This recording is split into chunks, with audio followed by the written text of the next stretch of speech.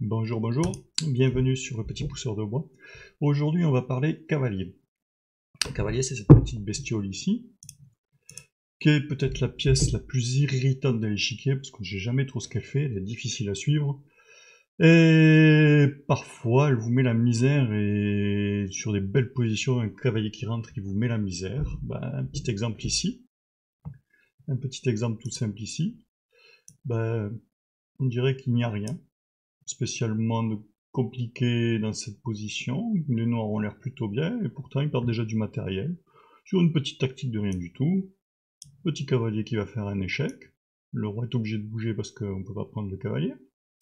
Le roi bouge. Et crac, une petite fourchette. Voilà, entre attaque la tour, attaque la dame, donc forcément on va faire perdre la tour contre le cheval, on va perdre la qualité. La tour bouge,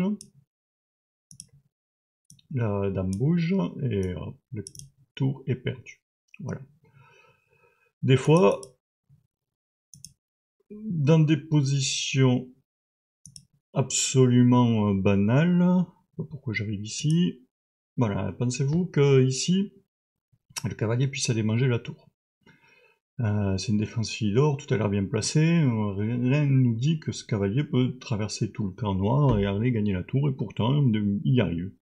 Il y arrive, chose quand même un petit peu incroyable. Tout simplement, le fou prend, la tour reprend, une petite fourchette au passage, entre la dame ici et le pion, voilà. Donc la dame bouge, ok.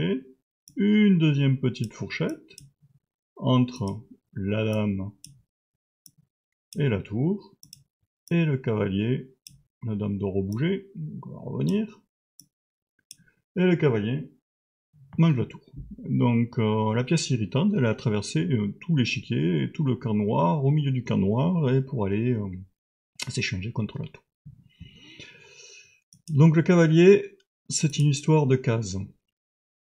On voit ici que sur la case A1, donc sur une case de coin, le cavalier contrôle très peu de cases. Très peu de cases, donc 2. Sur la bande, ici, il en contrôle déjà un peu plus, 4. Ok. Mais 4 que dans un coin de l'échiquier. C'est pas 4 dans l'autre coin de l'échiquier. Pour passer à l'autre coin de l'échiquier, il faut 4 ou 5 coups. Et en fait, le cavalier se retrouve plutôt bien au centre. Donc ici, les cavaliers qu'on a ici sont déjà beaucoup plus forts. Alors, le cavalier sur la 4e rangée contrôle donc bien 8 cases. 4, 7, 8, voilà, il en contrôle 8 cases. Et plus on avance dans le camp des noirs, plus ce cavalier est fort. Ici, ce cavalier, on voit qu'il contrôle aussi ces 8 cases. Mais il y en a déjà 2 qui sont proches du roi noir. Si les 2 que je vais mettre en verte, là, elles sont déjà proches du roi noir. Donc c'est déjà des cases un peu compliquées à gérer. Mais elle va attaquer aussi de l'autre côté, les cases dans le case de côté dame. Donc déjà très intéressant. Et encore plus fort. Bien souvent meurtrier, un cavalier calé sur la 6e, qui contrôle un peu tout aussi. Et c'est très fort. Donc c'est une histoire de cases. Et le cavalier, contrairement au fou et au tour et à la dame, il leur faut des colonnes, des diagonales, et il faut les trouver des cases dans le camp adverse. Donc pas besoin d'une diagonale ou une colonne, hein, une petite case suffit. Une petite case faible, où on peut la placer, où le cavalier va être tranquille, ça va suffire. Donc, une case. Donc le cavalier a besoin de cases. Ici la bonne case, on le voit tout de suite, elle est devant le pion arriérier. Le petit pion qui est une faiblesse ici, qu'on peut attaquer avec les pièces, mais qui peut servir aussi à empêcher les noirs d'attaquer cette case avec leur tour. Donc ce cavalier ne pourrait être attaqué que par d'autres pièces.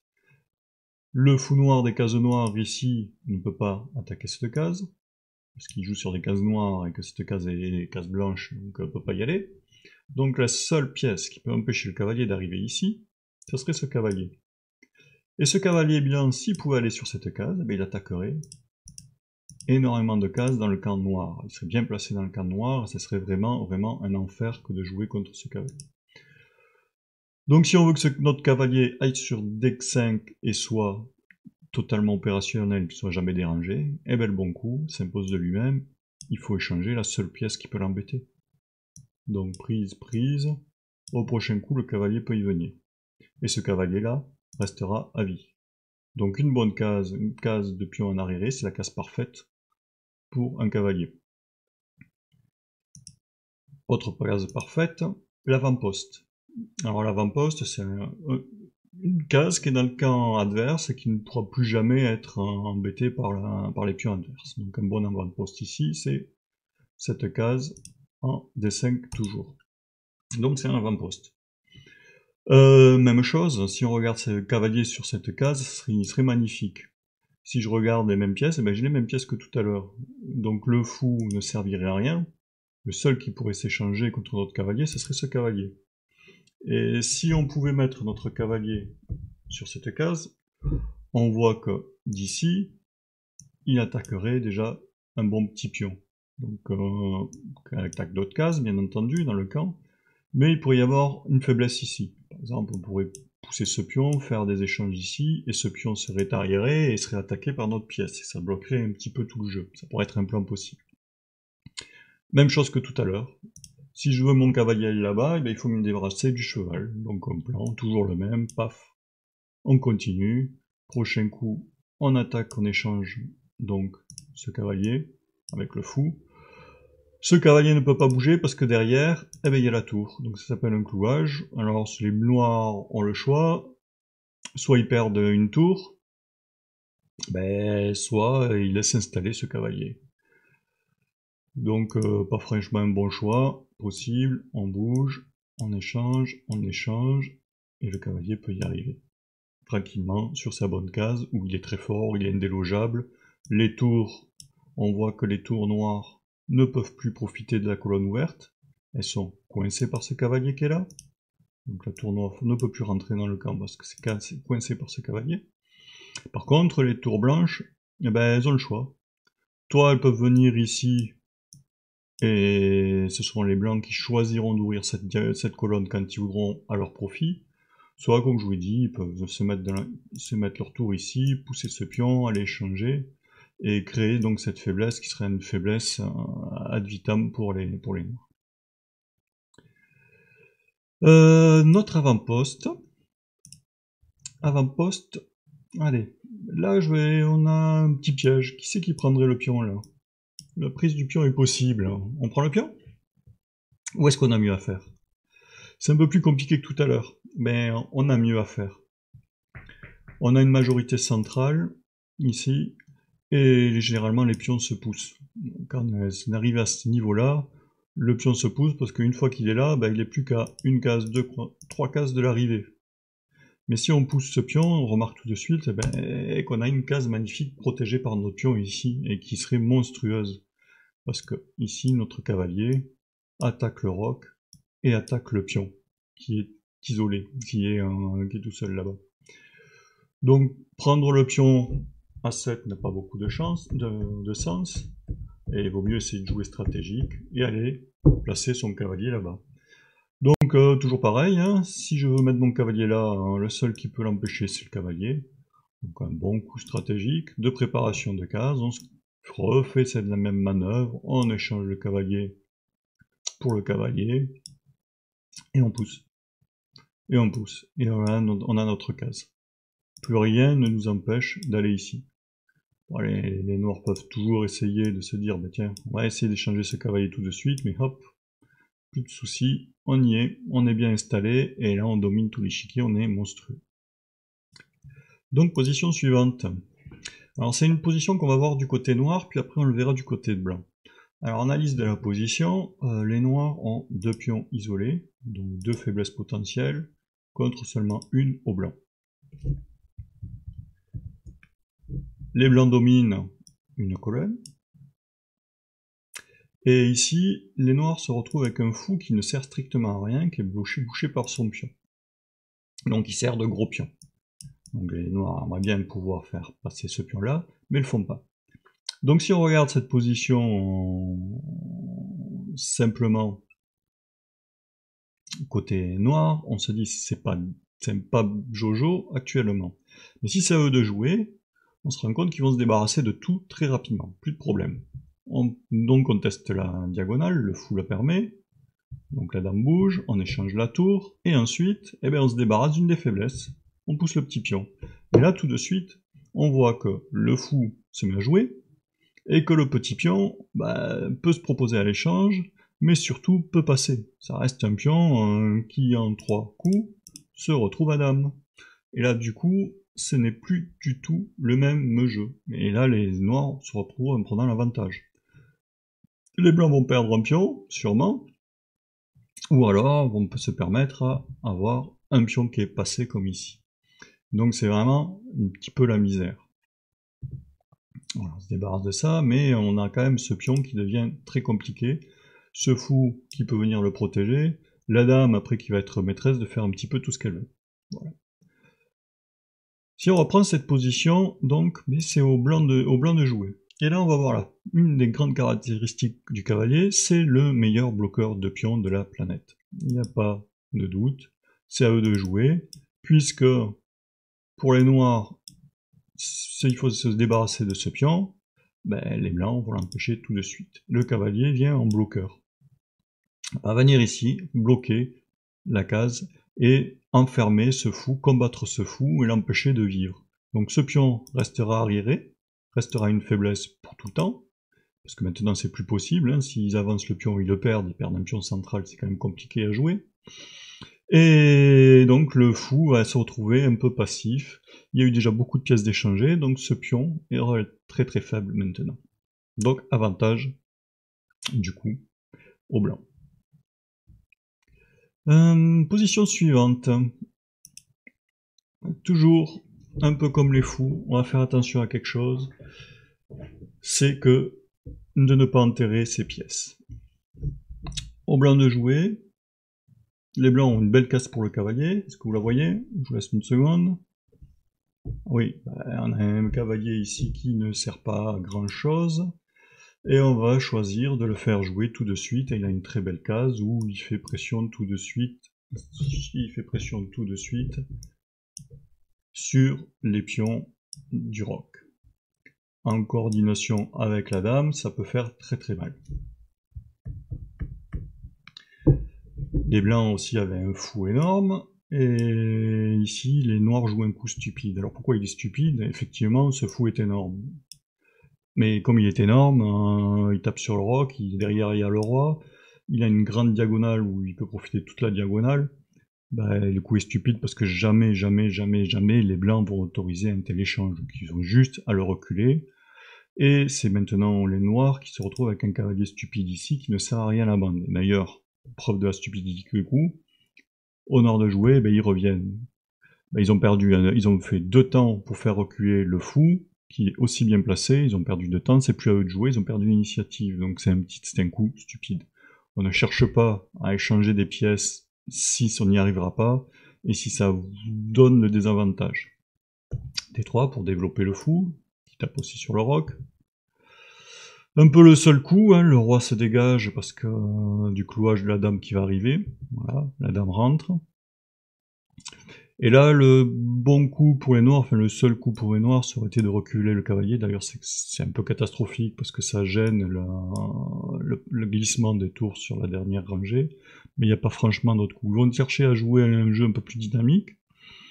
Donc ici, il y a quand même une menace de mat. Les noirs le partent avec dame G5. Mais ça affaiblit considérablement le roc. Et on va voir que ça arrive avec une position qui est un peu catastrophique. H4. Ils essaient de jouer dynamique encore, ils attaquent la dame bouge, on fait rentrer le cavalier, on se dit, tiens, on a le même cavalier, hein, un cavalier dans le camp adverse, un cavalier dans le camp adverse, oui, mais il y en a un qui peut être attaqué par un petit pion. Donc il y en a un qui peut être attaqué par l'autre. Cette case ici, elle est énorme parce que là, les noirs vont avoir du mal à se débarrasser de ce cavalier blanc, alors que celui-là est chassé tout de suite. Un petit coup de pion pour chasser la dame. On met le cavalier. Et on le défend. position, on se dit, ben, très bien, les cavaliers ont quand même réussi à rentrer un cavalier dans le camp des blancs, mais il sert à quoi? Ben, ce cavalier sert à rien. Ici, il est maîtrisé par les pions, qui maîtrisent ces cases. Pas de souci, ce cavalier s'y sert à rien. Et ce pion est quand même relativement bien protégé, il n'y a aucune coordination avec aucune autre pièce qui pourrait venir attaquer ce pion et venir aider ce cavalier, donc ce cavalier ne sert strictement à rien. Donc les noirs ont eu l'impression de ramener un cavalier d'un camp adverse, mais en fait ils se retrouvent avec une pièce de moins. Clairement, les blancs ont l'avantage parce que les noirs ont une pièce de moins. Bon, la suite de la partie, je vous la montre pas, parce que c'est un peu un carnage énorme. On continue à pas très bien jouer, mais là, ils étaient quand même déjà un peu perdus. Il y a plusieurs possibles, hein. On peut jouer ça pour jouer ça et dégager la tour. D'accord. On peut faire rentrer la dame ici. Donc les blancs ont que l'embarras du choix du jeu, et ils ont une pièce de plus qui joue. Et on voit ici que toutes les pièces vont finir par jouer sur le roi noir qui n'a plus de roc. Position suivante. Alors cette position suivante, je vais aller très très rapidement. Donc la position d'avant, les noirs se retrouvent avec un cavalier qui ne joue pas, qu'ils ont enterré.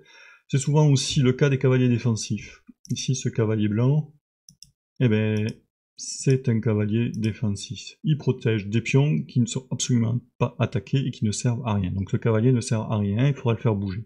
Donc amélioration des pièces, on va le faire bouger. Alors cette position, ben écoutez, en fait j'y réfléchis, elle est tellement intéressante que je vais en faire une petite séance particulière que pour elle, juste après celle-là.